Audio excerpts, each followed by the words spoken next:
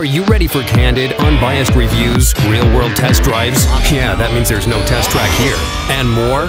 Are you ready for one of the fastest-growing YouTube channels in the nation? Then hey, buckle up, because we think you're ready for To The Red Line. Hey YouTube. Well, today I wanted to show you guys this new trade that we just got in. It's actually my first, not really my first time, it's my second time. I haven't driven one of these new Camaros in a while since I worked for Enterprise. But this is a 2011 Chevrolet Camaro. It's the new body style. This one was actually introduced in late 2010 as a 2011 model. And surprisingly, it's been a really hot seller. Well, not really surprisingly, it looks pretty cool. It's been a really hot seller for GM when it first came out, and all because of the movie Transformers. Really kind of up the hype for this car and the popularity. Like, personally, I mean, I'm not really a muscle car person, but the styling on this car is definitely very aggressive. It's a big selling feature for the car, as it did look a lot meaner than the 2010 to 2012 Mustangs, in my opinion. Although with the refresh Mustang, I really think Ford has stepped up the game a bit, and the sales lead that the Camaro has over the Mustang will probably change. This one's just a V6 base model. I'm assuming the base model is like 1LT, or I don't think they have an LS model. It's probably just a 1LT.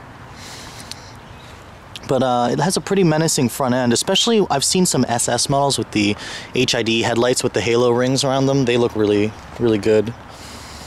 But like I said, this car is pretty much a car that was designed to look really good, but you really pay for it in visibility. It's probably one of the worst cars I've ever driven in terms of driver visibility. It's scary to change lanes in this thing. I'm sure people who buy it get used to it, but for somebody who values visibility, you're probably going to want to stick with a Mustang. But I mean, there are certain appeals that this car offers. Like, it's a pretty nice, fast, like, good-looking car. I really love the simple 18-inch rims that come on this car.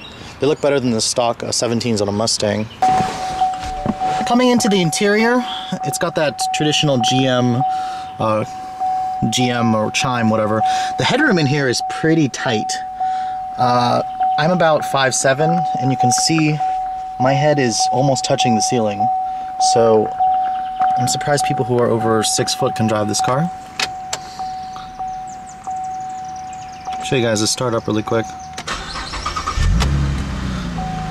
The 3.6 liter V6 in this car is pretty nice, I must say. And this is the old steering wheel from the the 11 Camaros had this steering wheel. GM actually replaced the steering wheel in this car with the similar steering wheel from like a Cobalt, or not a Cobalt, a Cruise. I think I like the design of the steering wheel more. It looks more special because this is a Camaro, but in terms of comfort, the steering wheel doesn't really feel that great in your hands, and it's kind of big. But anyways, on to interior quality. Because the Mustang actually has this car beat a little bit. The dashboard is all hard plastics and it's kind of hollow feeling, but at least it all fits together right. There's some cloth fabric right here. That's pretty cool. But no soft touch plastic like the Mustang has. The door panels are also all hard touch plastic fabric here, but it is nicely padded, vine leatherette probably right here.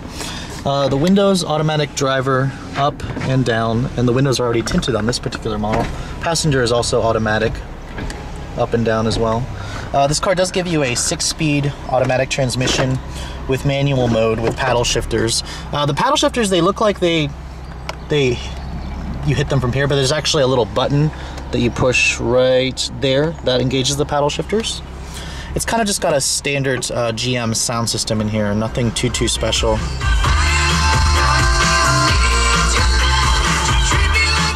But it does sound pretty good, so I will give GM that. Gauges in here, I like the design of them, they're pretty cool. The center console here is padded, only an aux input in there, there's no USB or anything, but I mean, the interior quality here is not bad, and it fits together fine, but the Mustang does give you a nicer interior. But let's show you guys an exhaust clip really quick.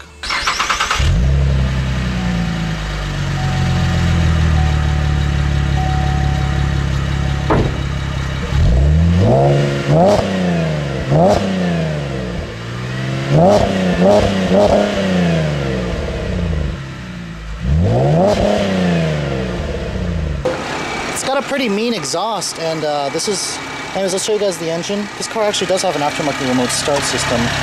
That's what the owner added. This one is GM's 3.6 liter V6 with direct injection. It makes 304 horsepower. When this first came out, it's now been re-rated to 312, and then GM has upped it again to 323. They keep upping the power just to keep up, just to surpass Fords. I'm not sure if that intake is stock. No, it's a K&N intake, so that's the reason why this car's pretty loud when I was driving it. So I'll give you guys a little quick demonstration of that. But it's a nice engine. It moves the car out pretty nice. It's essentially the same engine in the Cadillac CTS. But the trunk in this car is kind of laughable. It's got a very tiny opening. Really tiny. So like I said, you're paying for the styling in this car with practicality. The Mustang just simply has this car beat in practicality, but I guess some people still prefer the looks of the Camaro over the Mustang. Back seat in this car, I probably wouldn't want to sit back there. The headroom in the front seats are pretty bad. The back seats are just as bad. Legroom doesn't look too bad for a coupe though. Anyways, let's take it for a drive, because you all are probably more interested in seeing how it drives.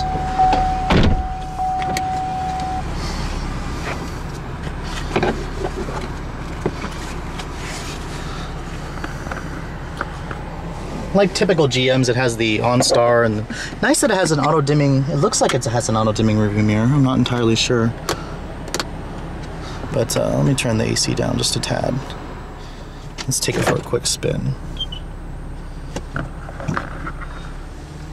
Now let me show you guys an example of what I mean by visibility. The mirrors in here are tiny. They're tiny mirrors. The roof is really low, the hood's really high. Let's say I want to change lanes. I'm going to signal to change lanes, which I'm not really changing lanes. Let's try and look over our shoulder, shall we? There's a big pillar right there, so there's essentially a huge blind spot in there, and these mirrors are, these glass windows are tiny, tiny, tiny. So I'm hoping that GM will like refresh this car and really fix the styling, or not the styling, just the invisibility in here is just, I mean, if you get used to it, kudos to you, but I would probably not be able to get used to it. I would just choose a Mustang if I was going to go for a muscle car. But I mean, this car still is really nice. It drives really nice. The engine sounds fantastic also. It does feel bigger than a Mustang.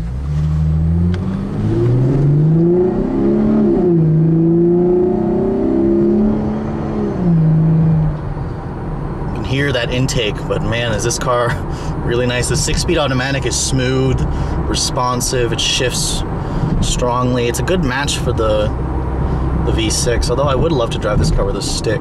The ride in here is a little bit better than the Mustangs though. I will give it that, because it has an independent rear suspension, which the Mustang still has a live axle. This car does feel a little bit bigger, but it still handles well. The steering is still precise.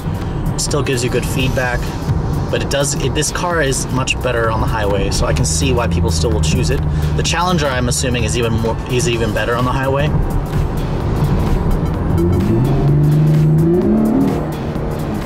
Yeah, you can pretty much hear that intake when you put your foot down. That's a K&N intake system. But oh, the car only has 12,700 miles on it. This actually was a trade-in.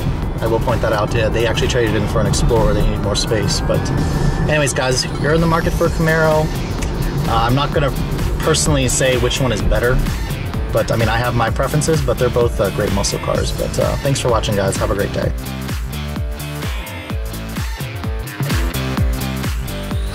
Yeah, here's some legal stuff for you. The views and opinions expressed in the following video may not necessarily reflect those of the title-holding automotive dealer or the entity they represent. All videos are filmed with permission by a professional driver on a set course with the collaboration and assistance of local law enforcement authorities. Do not attempt. Logos and brandings of vehicle manufacturers, dealerships, and online social media sites are the sole property of their respective representation used with permission. The To The Redline logo, soundtrack, and web resources, as well as all other associated media, are copyrighted intellectual property of To The Redline LLC. All rights reserved.